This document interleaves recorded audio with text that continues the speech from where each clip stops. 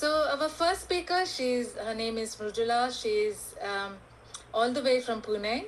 She is a BITS Pilani graduate and the founder for Vriksha Consultations with over 25 years of HR leadership across.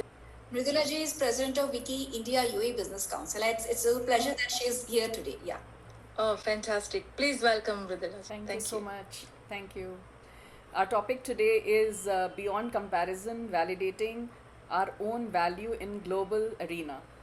So first of all, welcome everyone, and thank you Achla for giving this opportunity to me. Season's greetings. It's a beautiful time of the year where everyone is celebrating. So all happy hearts. I love that. So, when we talk about beyond comparisons and validating our own value in global arena, the word validation itself is a problem for me. That made me sort of stop, because that's the key word. Why do we even need to validate, right? And when I thought a little bit deeper about we are comparing all the time. And I remember also my dad waking me up at 4 in the morning saying, Richa Verma's light is on. She has started studying already and you should also, get started. So I think comparison we learn from childhood. We are so conditioned. And even coming to the corporate life and having worked in various organizations like Goldman Sachs, Flipkart, Genpact for almost 35 years, the systems of organizations are built to compete. And the evaluation systems, for instance, performance review systems are built to compete. And because you have to compete, then you compare naturally, right? But where the problem lies is when we compare without context.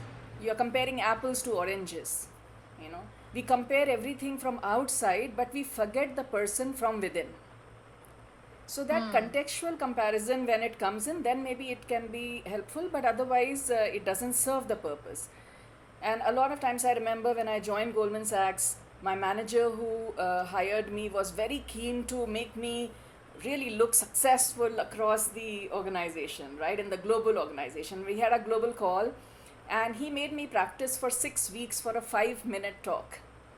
And I thank him for that. And the talk went off really well because I got lots of accolades and congratulatory notes. But he was so particular that I should succeed in comparison to the people in other regions, So that comparison helped me, but it was comparison nevertheless. When we are competing in organizations from one team to another, we've missed the context of why we are comparing. The second thing which is very important is when we, instead of comparing, we should look at the thought and the energy of the person. Instead of saying he is better than her or she talks better than him, we look at what is the energy that person brings to the table and what is their thought process. Because, titles are common. We all can be vice presidents, we all can be MDs. That title is common. But on that title, if it's Achla there, or if it's Mridula there, or if it's Anu there, they bring their uniqueness to the table. Exactly. And if we value that uniqueness, then we're valuing the person. And also the energy that they bring in. I think that is just so powerful to note, because that is the uniqueness the organizations look for. Diversity, unity and diversity when we talk about. And when we talk about inclusion, it's about bringing diverse perspectives to the table. So valuing everyone. The third point, that I want to bring is when we validate, what happens? When we seek validation, we all seek validation. Am I looking nice today? Or have I done this project right? Or boss, can you give me some feedback? And our systems are also meant for feedback. In one organization, we had a whole month dedicated for feedback. Now, feedback by itself is good because it helps us to develop. But when I start to seek feedback because I want to hear good things about me, then that is validation. So what's happening is, when I'm asking you, Achla, is it okay? Have I done it all right? I'm giving you my power. And I have already put myself a step down. So if we continuously do that, what tends to happen is that we lose our power, we lose our confidence, and it hurts our self-esteem, right? Yep. So that's the third point that I am talking about. And the fourth most important point When we are comparing with others, sometimes we compete, and sometimes we compete in an unhealthy fashion, but other times we copy them. We want to copy the good leaders. If you're copying someone and you're walking their lane, then you are reaching their home, not yours. Yep. Right?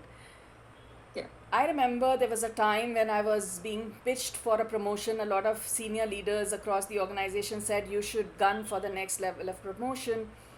I was happy to get promoted, but I was not happy for that role that I was going to get after promotion. So I went and spoke to my manager and I said, I don't think I want this role, because my heart lies in talent development. I want to be a coach. I want to work with people. I don't want to do this head of HR role. She said, you've told me this, don't tell anybody, just shut up and go for that. So, I started competing, and I competed a race that was never mine. A lot of times we have godfathers, and I did not have one, but what I had was clarity of purpose and love for what I do. So that's my fourth point, that if we are very clear about what is the direction our life is taking, what is the purpose of our life, what is the value I'm going to add to what I'm doing, and most importantly, do I love it? And if I do that, if I am clear about my purpose, then I'm walking the path that is mine. And that's unique to me, and I will reach home with that path. So, thinking about comparison and validation, these were some of the points that I had. And I'm really, again, thankful to all of you for listening to me so patiently, everybody on air, listening to me so patiently. And I hope this made sense to some of you and it resonated. If it did, do share. Thank you so much. Thank you, Mridula ji. That was really nice. I have made so many notes for myself that comparing, coping, competent, and clarity of purpose. I think that's a very good keynote I'm taking home today. And then I'm going to keep my focus on that. Well done. Thank you so much. Really appreciate. Thank you.